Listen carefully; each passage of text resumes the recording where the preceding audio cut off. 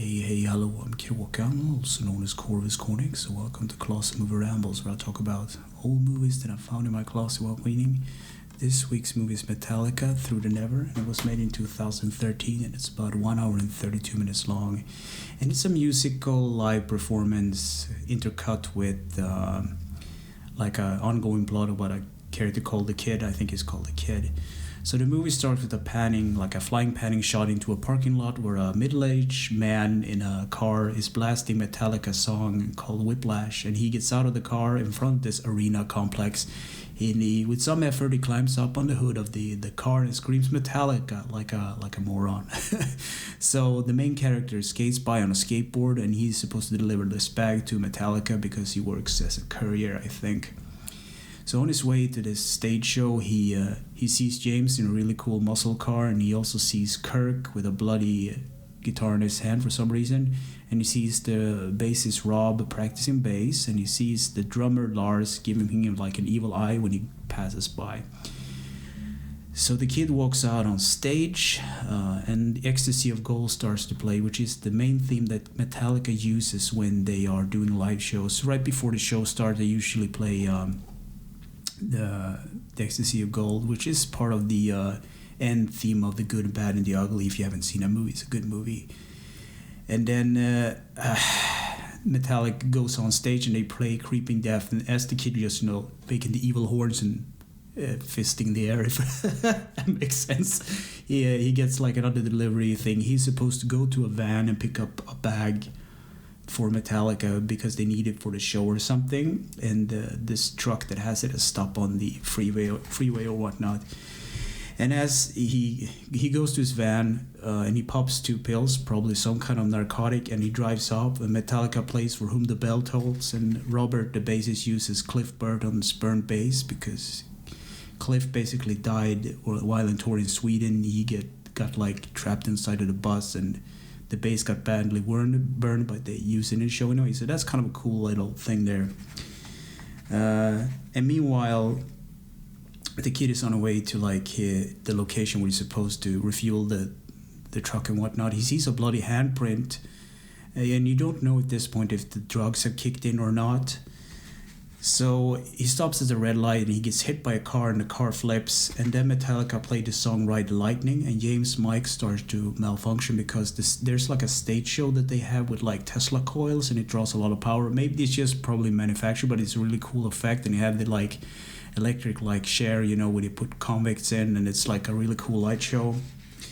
And then the Kid wakes up and Metallica starts to play One, and on the stage Metallica has this cool thing where they have all these explosions and gunfires and things, and you have the sound of air horns and like airplanes flying by, and this is actually part of the real performance that they do live.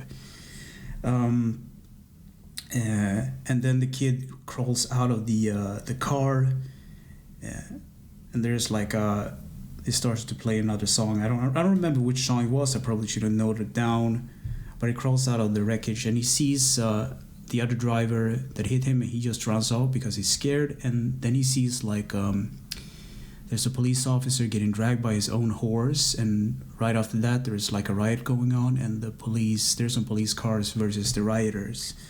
So Metallica starts to play from Memory Remains because it's one of my favorite songs. I really like that song. And then some stuff on stage breaks down, and the crowd starts to sing along. And then there's like cutting back to the Kid where the rioter is supposed to fight the police. And then Metallica starts to play For Where I May Roam. And it's just amping up this thing to a fight scene. And then Metallica starts to play Cyanide, and it's like all hell breaks loose. And in this riot, there's this crazy guy with a gas mask, and he basically ties a rope around a guy's neck and he hangs him by a light pole. And the Kid has had enough, so he takes a brick and he throws it at the horseman, and he gets chased through the rioting crowd. And he managed to outrun the guys, and he basically sees a lot of other hang guys that this rider has done. And then Metallica starts to play And Justice for All, and the crew starts to assemble the Lady Liberty, or like Lady Justice. It's basically like a statue that holds like the scale. It's like from the And Justice for All album, basically, if you've seen that. And then at the end of the show, the statue falls apart. And then the kid finally reaches the truck, and he goes into the backside of the truck, and he finds the bag. So you don't really know what's in the bag, but due to the reaction of the kid, it's probably something strange and something he didn't expect. And then the kid gets chased by the rioters, and he gets cornered, and he puts on his mouth protection piece and his hoodie and everything, and he drenched himself with the gasoline that he has in his tank originally for the truck, and he lights himself on fire, and the Metallica starts to play Battery, and he starts to fight the guys. It's really cool with slow motion and fire and everything, but why would you drench yourself in gasoline and light yourself on fire? Really stupid. I don't know. But then the crew or the bad riders beat him down, and cut back to Metallica saying "Are you alive?" which is part of the middle play of the song. And then Metallica plays "Nothing Else Matters," and the kid wakes up. Somehow he's alone and alive, and the kid has been having this puppet with him all the time, and it's kind of not really now you're starting to understand that he's on drugs, and the doll kind of points at the bag, which he's supposed to pick up, but the rider's there too, so the rider kind of drags him along and tries to hang him too, but the kid grabs the hammer and manages to smash the rider in the head, and he uses the hammer to pound it into the ground, slam it in the ground, and somehow that shatters the rider. I don't know how. And while this is going on, at the live show, things and everything goes out because of a power shortage, somehow related to the kid that's on drugs. I don't know what's going on, but it's really crazy. So what happens is the power goes out, and Metallica brings up their most basic thing and just plug it up because that's the only thing that's working, I guess, and they start to play Hit the Lights.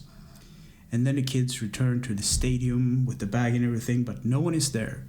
So you just go to the center of the stage, and he puts down the bag and he leaves.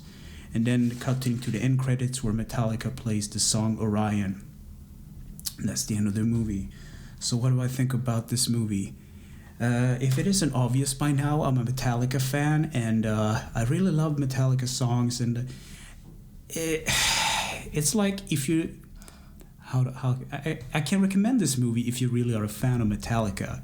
Otherwise, the movie isn't that spectacular. It has the plot is kind of weak, to be honest, but it has a lot of cool live performance stuff. But some of it, even for me as a Metallica fan, is kind of cringe because it isn't a real life performance. It's kind of acted upon. There's some things that happen during the show you don't really buy into, but